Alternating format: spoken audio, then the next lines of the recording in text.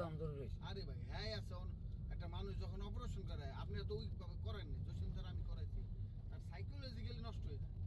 আমি করাইছি তো আমি জানি অলোক স্যার কতটা বোঝেন না, মন মানসিকতা তখন অন্যদিকে থাকে।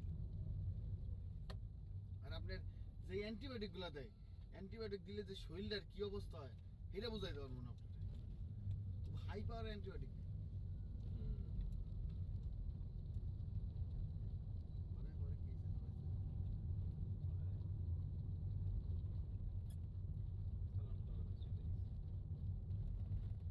যাওয়ার সময় আমি না সবিককে বললাম শহীদের পরে খুব চেপছে, এই কারণে কইছে শহীদের জন্য গেলে না তাকে ওর বের করে যায় মাত্র সে অপারেশন করে সে আইছে, গলা বুক তার ফাটে যাচ্ছে, পানি পিপাসায়, কথা বুঝেন।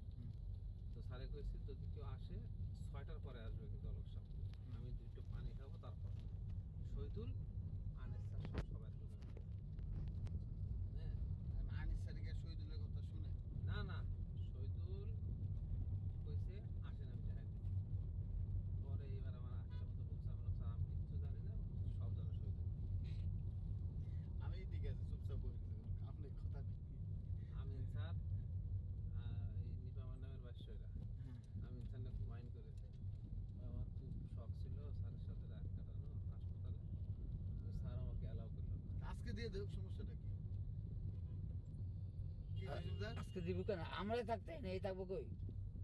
থাকুক রে ভাই। না এটা বলা স্যারের পছন্দ ওই পছন্দ, আমাকে কিন্তু কিছু বলার নাই। আরে ভাই একটা মানুষ লাগতে পারে। আবার উল্টা পাল্টা কথা বলে খারাপ লাগে। আজকে থাকুক, সমস্যা কি? আচ্ছা থাকে তোমার অপারেশন, তুমি যেটা করবে।